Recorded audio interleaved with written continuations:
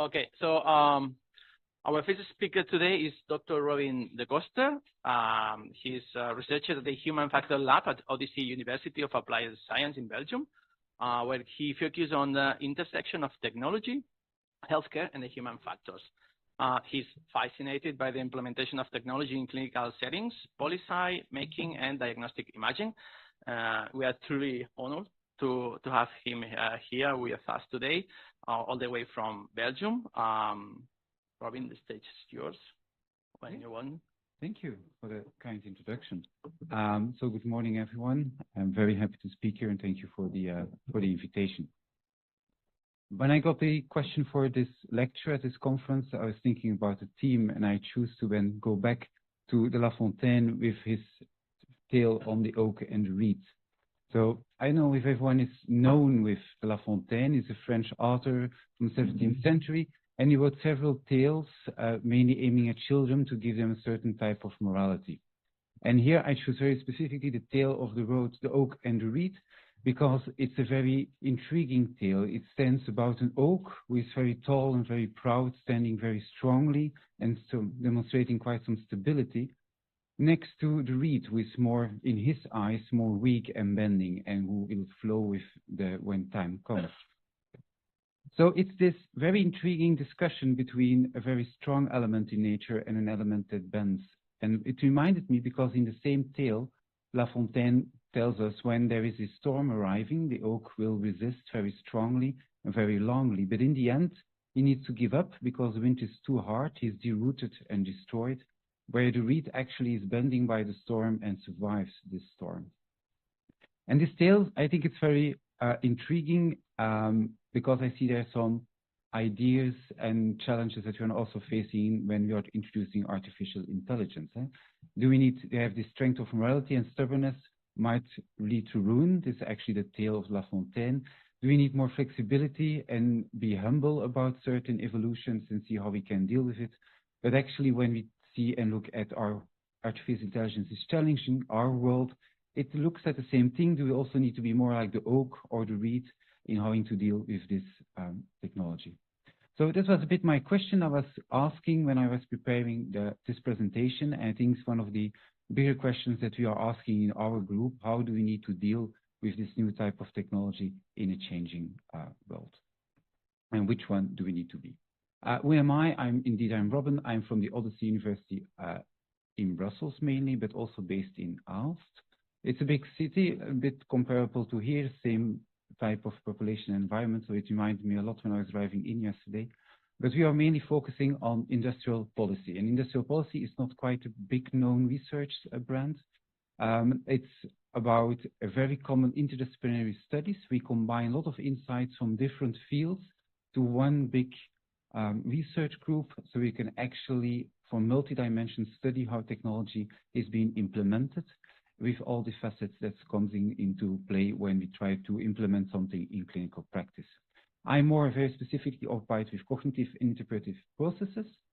So it actually means I'm fascinated by how we are reading outputs of machines.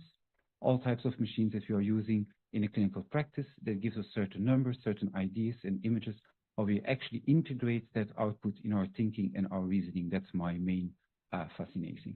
I have no industrial affiliations. Just as a disclaimer, I do have an advisor for the federal European federations and also the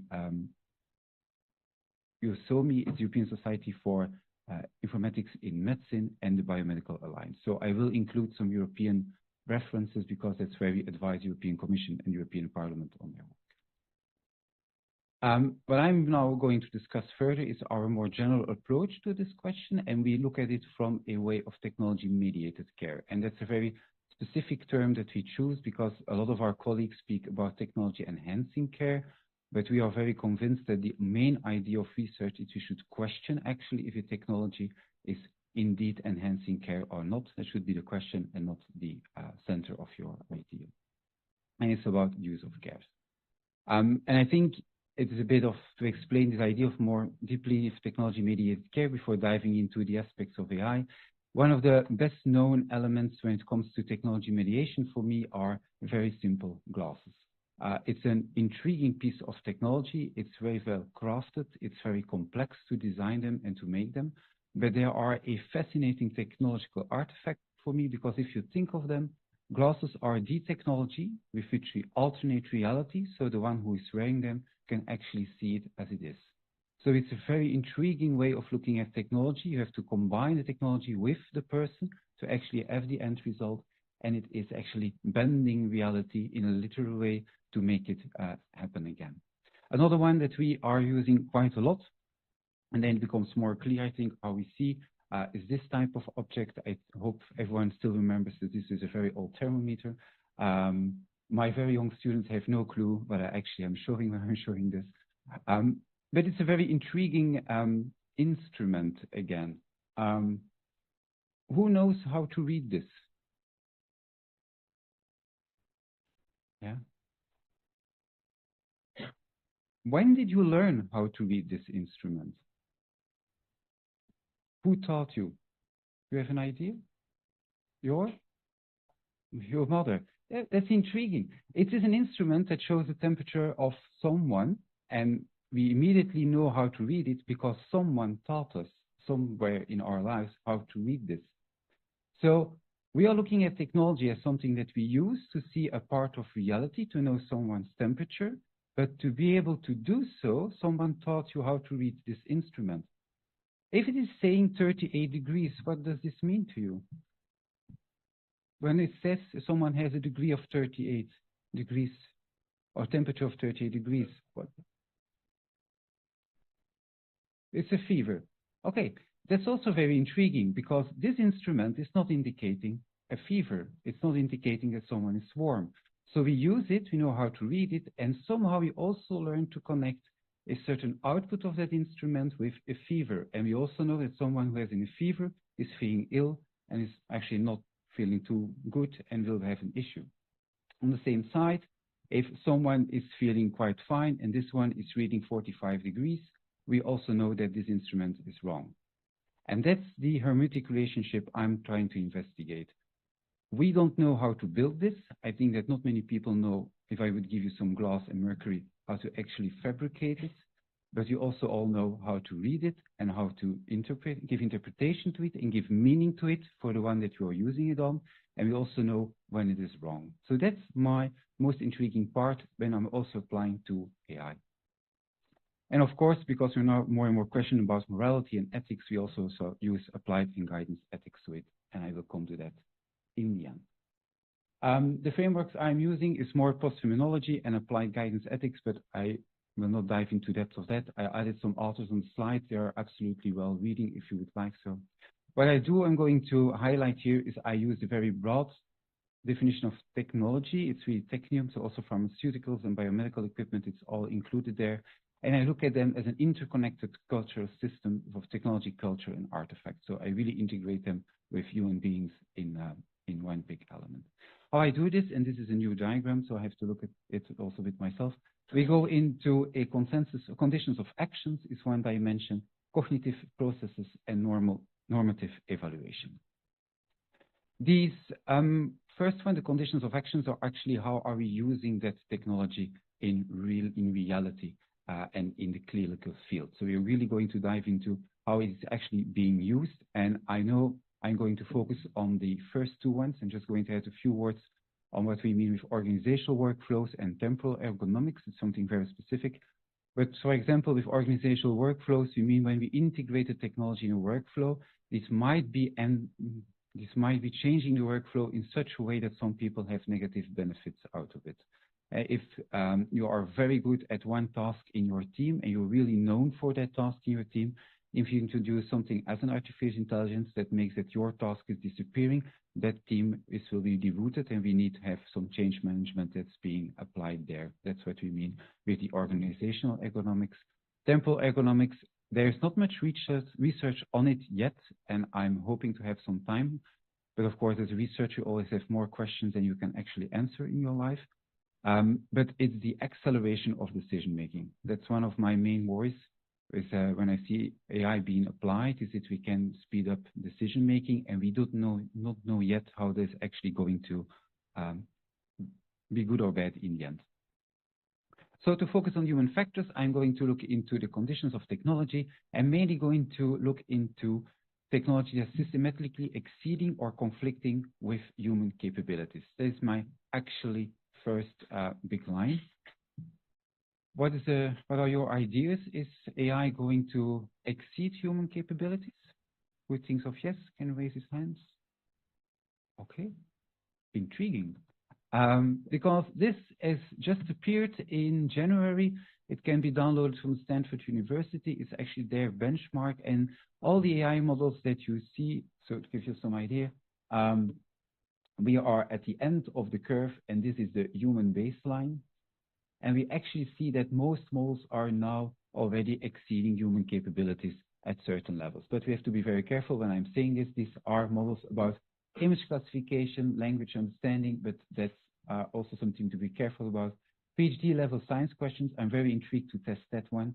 And more elements like software engineering and the write-up of code and so on. But the other ones are also evolving in the same way. So we see that AI is actually exceeding and conflicting, certainly when it comes to signal processing, or that's actually what we suspect.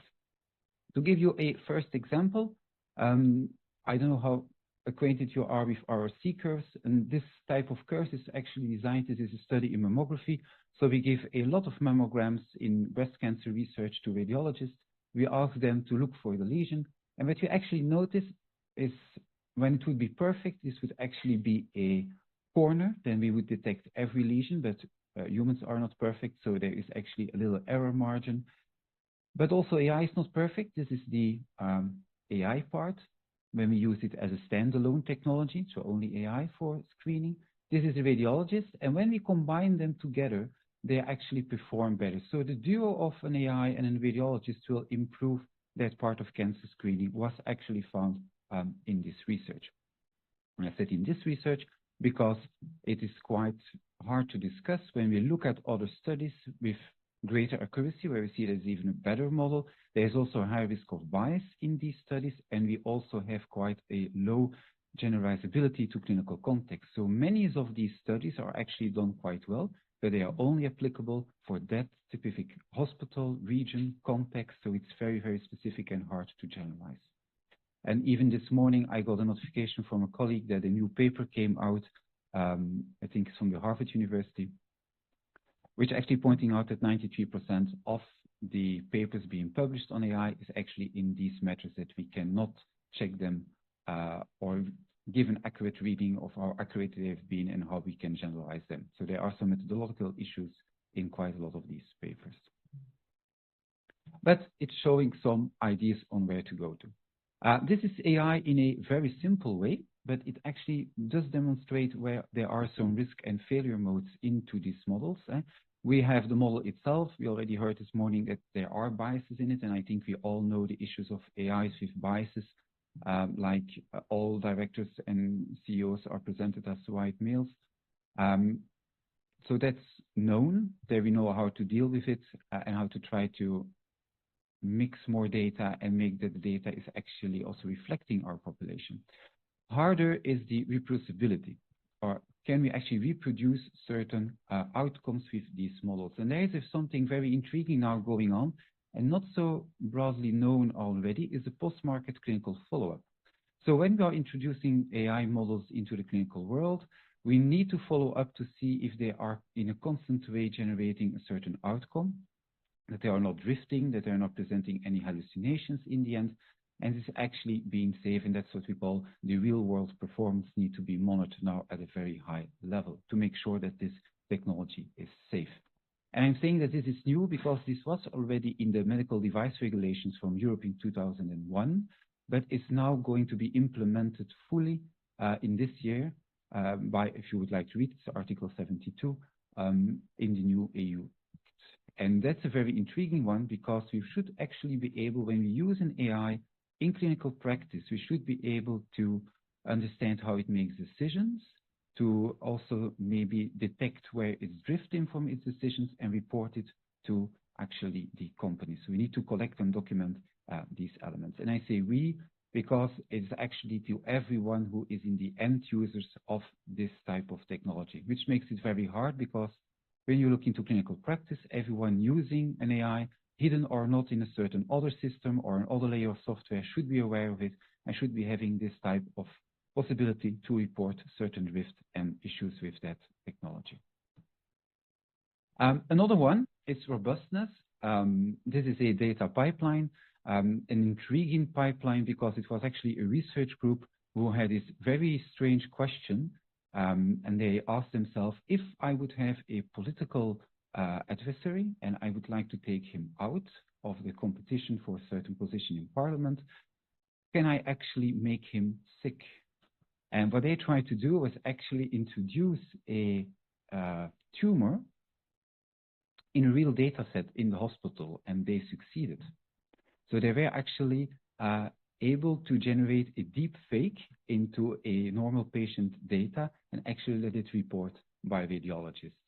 So also to say that robustness of data is not only about generating the correct data, it's also about keeping your data safe, not only from a GDPR point of view, but also from a way that it's not alternated in the core where is it stored, because apparently we can also generate deep fakes and that element.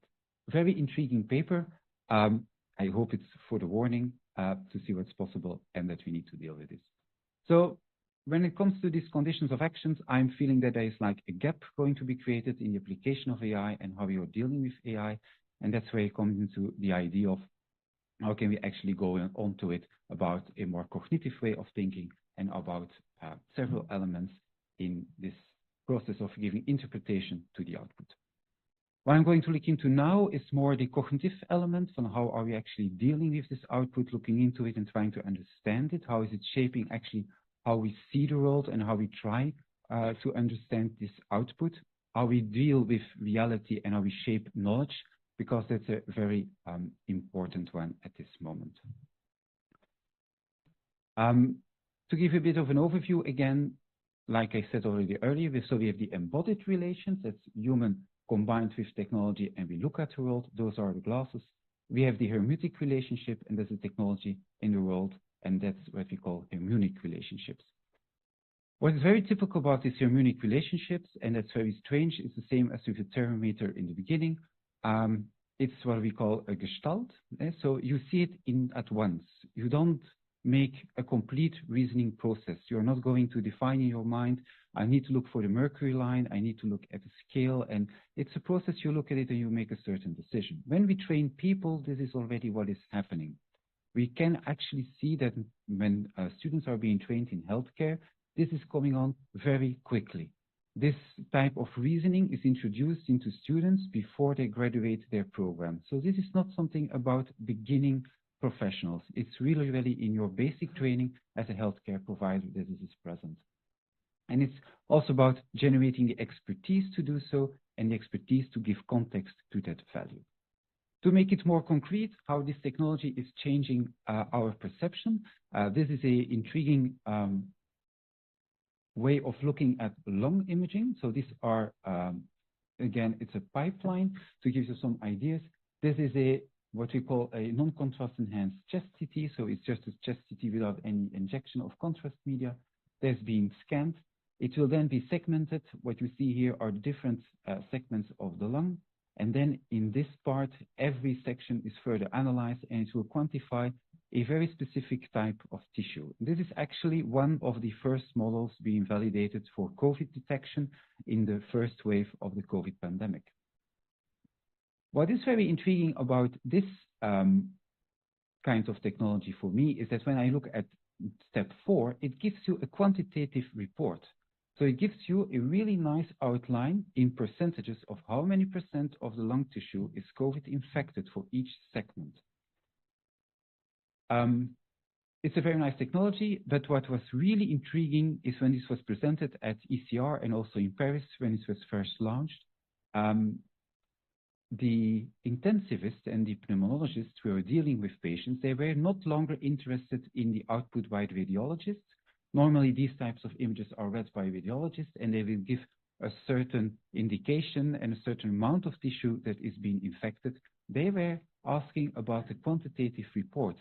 So in a few weeks' time, we saw a shift in some hospitals from being interested in the professional opinion of a radiologist to being interested into the numbers as an output of an AI, being more trustful than a general outline of an expert. So that's what I'm dealing with when I'm speaking, that an AI is changing how we perceive the world and how we look at the world.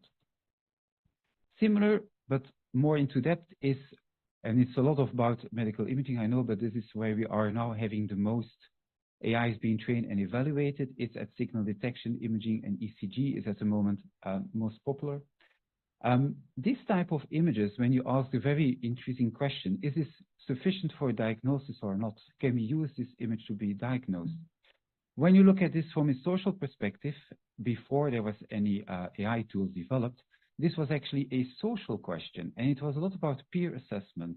Many people working in the radiography department, making these images, they would actually give a peer assessment to each other and see how they would actually deal with this. It was also a process of very intense clinical reasoning. Was this image actually sufficient enough for that patient at that moment? And that was also developing this expertise. Now, what is quite intriguing is there is an AI now being launched to actually assess these images and see if they are of sufficient quality or not. But it's a very simple way of putting in technology into a workflow, but what we are altering here is the entire social structure around the evaluation and training of these people is now being changed actually into one algorithm, which we do not know quite well at what it is looking. And when that's a very intriguing part again, if I go back to this slide for a minute, this image, like this is a knee, when it comes to evaluate this image for reporting or not, we think that we use anatomical structures. Is everything present in this image that we actually need to see and to report on? But when we ask professionals, how is the quality? We know they use anatomical structures. If you ask the question, is it good for diagnosis? There is no correlation anymore. So that's quite intriguing.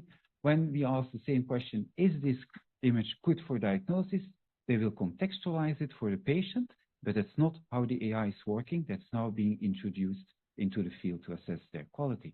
So that's actually starting to give some friction because the AI is actually not modeling how they are making decisions. In the same way, and then it gets very strange, when I started about speaking about shaping knowledge, we figured out that the idea of using these anatomical structures to train an AI on and develop it for clinical practice is coming from European guidelines, but that document was actually never designed for such an evaluation. So many of these algorithms are doing a good job, but they are trained with the wrong guidelines or the wrong data at this moment. Of course, we are quite intrigued on how did this happen, that these guidelines ended up in this training module, where was this link forms. And that's the middle, this one is a bibliographic study that we are running now. And it's very strange because we are using AI to actually do this study. And what we are doing, we are mapping authors. We are trying to figure out who is dealing with who in literature, who is connecting with each other, how are people referencing to other professional groups. And we are actually seeing here that there is about these guidelines and this AI development, it's a lot between medical physics and radiographers, and there is actually no radiologist who is actually responsible in the end involved at the moment in this research or in this development. So that's a very bit of a strange thing that we cannot yet figure out how is this type of guidelines getting into this AI models and being trained, but that's one of our ongoing research topics at the moment. How do we deal with this evolution? When it comes to variability of reality, that's also a part of your knowledge creation. That's not being published yet because I don't see there's many questions around it at the moment, but there are AI models who are actually allowing a certain prioritization of patients based on certain content. And there my question is very much, is there a value of a negative finding? What I am looking into these models, and we are trying to figure out how to research this and investigate this more in depth, is that when you're going to have a model which is actually going to have priority to a certain patient based on certain positive findings, it's a very strange attitude again, because when I'm asking a question, is a negative answer of less value than a positive answer. So just want to throw in, because I know you're having discussions on the autonomy later on, when you're asking a certain question as a healthcare provider, is a positive one more important than a negative one? Because apparently that's how you're training certain models to give priority. So giving you some thoughts on that one. I think the most important one that we are now discussing quite a lot in every university I go to and every colleague I speak is about the automation bias and the risk for de-skilling, which is really present at this moment. I think everyone knows that this is an ECG signal, and the upper one is quite fine. I think the second one, that person has a really big issue.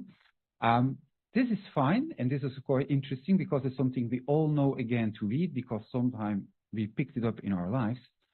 But we really need experts to also investigate cardiac problems which are presented with very more complex ECG patterns, like these ones, which should not ask me to read. That's for my colleagues that are specialized in cardiology.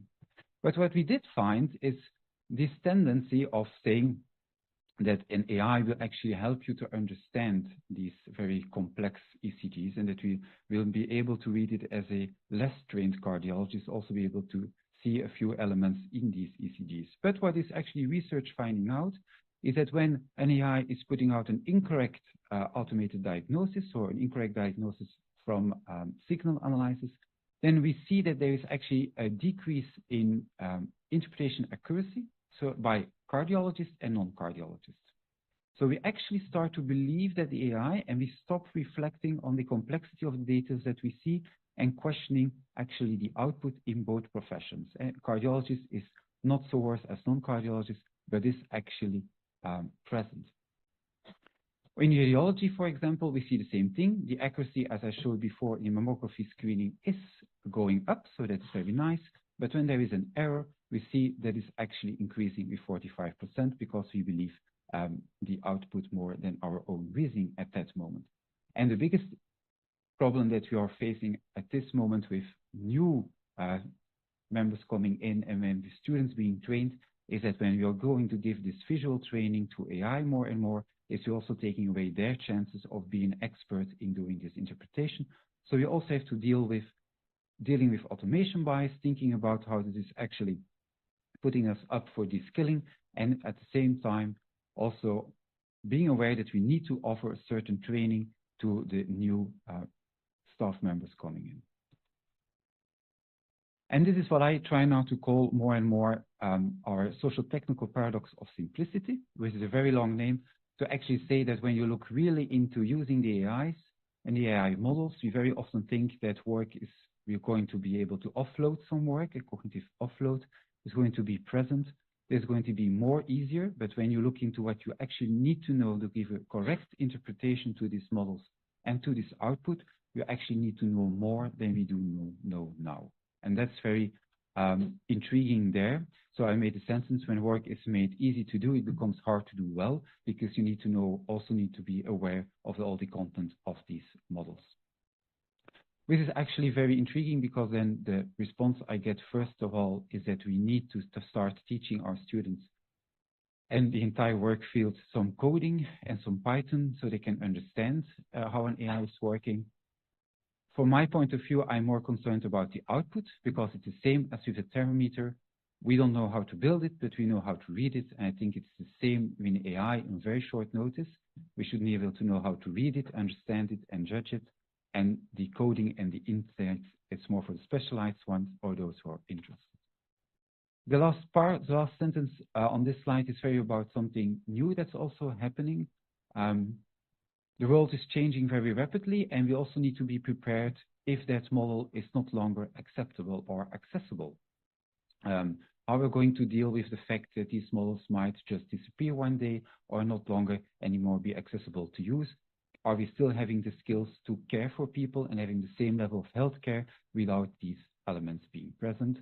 And it can be very simply done. If you're using models who are based in another continent, one cable disruption can be enough to actually take it away. So when it comes down to morality and more normative analysis, we are really looking at this crossroad of users and technology, looking at the technological development one side and society readiness on another side. And this is maybe not so well known, and it's one of my things I'm trying to understand more and more how to explain this, but many companies use a technology readiness level, but that's really from a technical point of view. Is the technology being ready to use? Can it be used in an environment where it can actually deal with certain input and give you a certain output? What is very tricky about this scale, which is very broadly used, the TRL, is it is actually not involving any human element into that scale itself. Therefore, we are looking more and more to the social readiness level. Can this technology be used in a responsible way and integrated into society? Of course, when we combine this with our methods, we see in the beginning that it's a lot about, on this side of the scale, so the low development when it comes to the really basic proof of principles, of proof of concept of a certain technology, or going to look into stakeholders and what they actually need as a type of technology. It's a lot about human factors, workflows, and time use.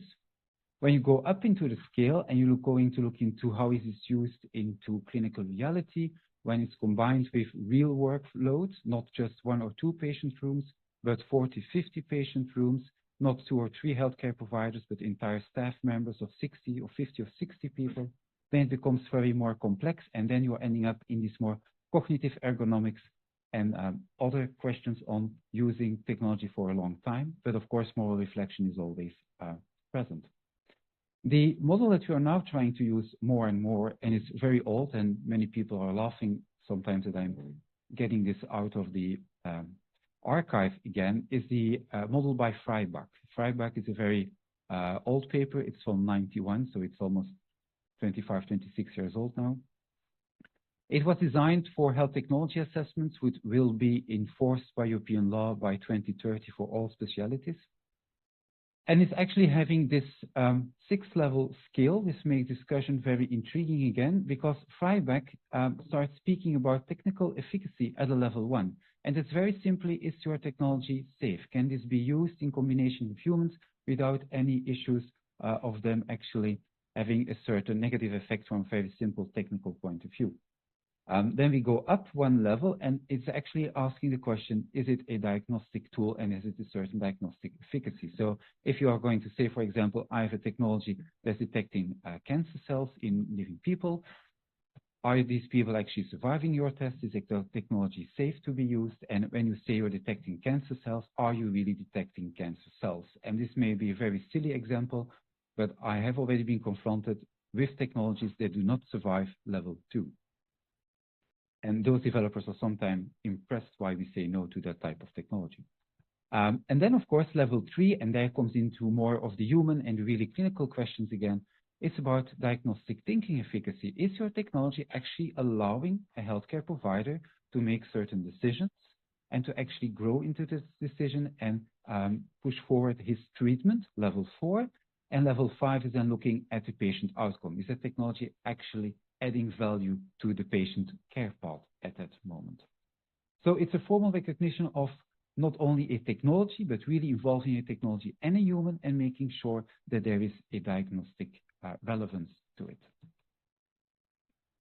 So this is also a big step up towards responsible research and innovation and value-sensitive design, that we are actually going to add values also from a more broadly society perspective, industry technologies, and see how we can develop them further with certain values and expectations from society. When it comes to technology push and pull, that's also something, for some audiences, something new. It can really lead it about it in the papers of Kelly. It's the actual fact that technology is evolving by itself at a certain point, because companies make a certain technology when they see a certain question in society. We start using it, we give them feedback, we start developing this technology, and it's actually a cycle process of a society asking for certain technology, a company is developing it, or sometimes them going to push on technology, and we're going to accept it. If you think about smartphones, 20 years ago, this was seen as a luxury product. I think now many people are requesting certain elements on their smartphone to be used more easily when we live in our current society. But of course, when it comes to responsible AI, and we need to be very careful about this, and that's again the post-market follow-up, why it's so important. This graph is actually demonstrating, it's now been updated for 2025, the number of reported AI incidents with many, many models, but you see that there is a tremendous increase at this moment going on with a lot of new models being pushed onto the market. So that's something to be very well aware of. But there is also in other elements when it comes to encoded values and assumptions. This is a map that's now been published this year about where are the AI models actually centralized and located into the world. What is shocking me a bit is that there is an entire continent missing. It's just, there's like, it's not a bit, it's like there's none, which is a very big question I'm asking myself. We also have to be aware of the fact that we cannot just copy these types of models from one content to another content. There's also a contextual issue and a data issue there where I'm very, very aware of, but this is quite a map to question. But also when it comes to more local populations and smaller populations, there is one of the big questions there when it comes to encoding values. You need to be present in the current data to be actually in the model. And what we are not looking into too much is that we have quite some substantial members of society who don't have access to healthcare, who are not presented in our models or in our data and are not presented in our models. And a colleague from me in Germany, in Köln, was actually confronted with this fact in a very specific way. They have a very high amount of people with tuberculosis, but they are not being present in the health data because they don't like to access these type of healthcare facilities, so they are actually a bit out of the data, and the model was making huge mistakes when reviewing their CT scans and X-rays. So we need to be very aware of representation of all groups and minorities, and not from a very large scale at the global level, but even the level of cities and subgroups. We need to be very aware of these elements. And I'm very happy that it's now being introduced in the AI Act again, that this needs to be provided by your deployer. And of course, this means that we need to train healthcare providers to access this and look into it. When it comes to responsibility and accountability, that's also a moral question, but also a legal question. And then I think the first big one is, do we have the relevant knowledge? Do we have the knowledge to understand what it is about? Is my patient represented in all the groups of that model? Is my patient present in the training and is actually doing it in a right way? So there we need more knowledge about using of these models and assessing their outcome at a high level. And of course, when it comes to role, your role as a healthcare provider and the role of having this role responsibility at that moment, do you have the autonomy to make a certain decision to use or not use a certain model, to assess the risk, and do you have the knowledge to do so? I think that's a really big question at the moment. Are you aware of an algorithm being used, and can you actually assess its outcome in a proper way? Luckily, I went to my colleagues from the legal department asking how they are going to deal with this question. At the moment, apparently, the most intriguing part for everyone is to look at the automotive industry and the self-driving cars, which don't have much to do with healthcare, but they are the most known legal cases in the entire European Union. We have more car accidents than any other problem. So we are going to look to how we are going to deal with this type of technology and decide on who has a certain moral role, moral responsibility, or accountability. In my country, for example, the one that is responsible for a car accident is actually the one who makes the car move, and it doesn't depend if you're going just to push a button to say it might start, or that you're really driving the car. It will be associated at the same level. So it's a really intriguing part to look into. Also trying to translate that again to healthcare. It does actually add an extra layer of complexity, because it will say that we will have one act at European level, but it will have 27 flavors across the European Union. But again, I find these elements quite intriguing. And to wrap up, when I'm thinking about a last question, and then I have to think about Karl Jaspers, is a very old philosopher who started dealing with technology in the early days. So when the first steam engines were entering and the first production plants were actually created, and he was having this very moral view of the fact that the shoemaker was not going to make any more one artifact, but is actually going to be in a production line making many shoes. And he was actually asking that question, is this technology slowly eroding the core of their profession? And he was being very romantic about that question itself.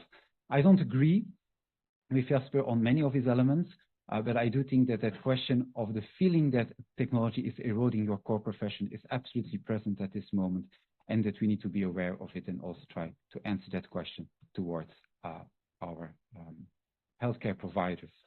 And I think it's mainly done not only by looking at this from a bioethical point of view, but we also need to include more of a care ethics model at that point. It is caregiving is also being there as a professional, being trained well and having a certain professional approach and attitude. And also that is changing into the use of AI, as I think one of the questions that should be now on top of the list, because it's going to influence how people are actually going to deliver their care and look into it. I think those are important elements, not just the autonomy and how we're dealing with it, but much larger also the professional approach. So to wrap up, when it comes to the oak and the reed, it depends on, I think, which strategy we're going to use. It questions very important values. It is starting to question the meaning of dignified care, of dealing with people in a very vulnerable position, and the definition of care itself, how we are dealing with them and going to change it. And maybe we need to be bent very wisely on some types of change, but staying very strongly when it comes to these core values in the end. But I hope that's inspiring for your debate.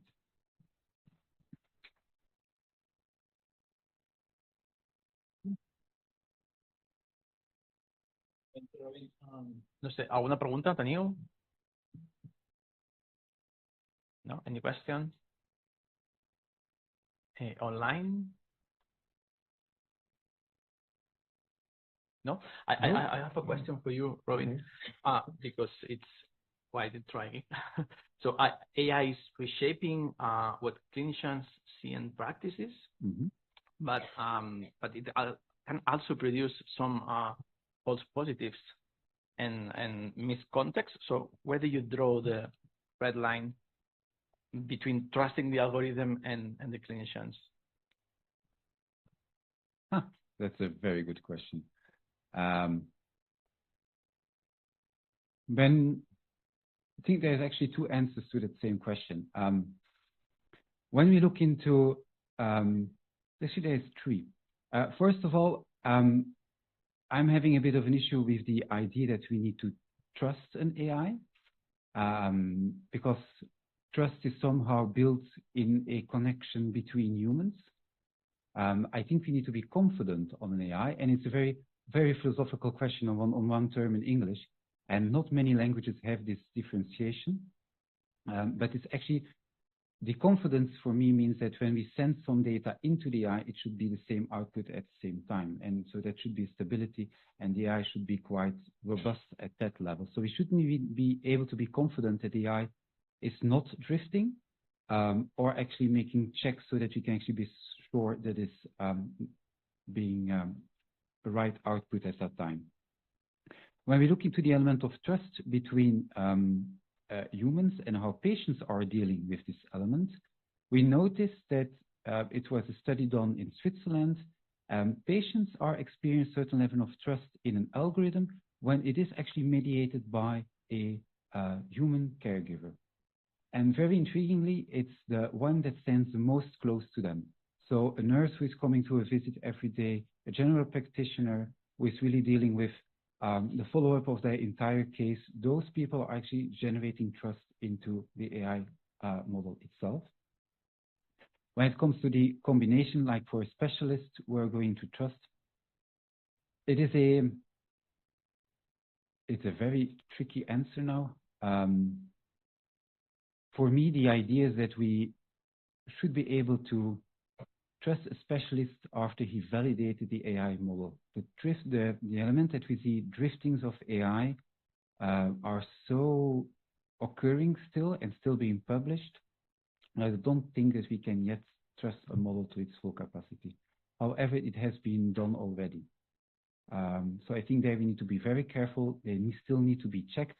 And I think that's a really big difference between content at this moment. In Europe, we have this human oversight really integrated into the AI Act, and we need to be able to deploy it in such a way where in other continents you see that certain physicians will be replaced by a model, preferably sooner than later, but I think that's going too quickly in the evolution of these models. If that's an answer to your question, because I tend to make long. Thank you so much. So thank you very much, Robin. It's been a pleasure as such a rich and thought-provoking presentation. So thank you so much. So big applause for him.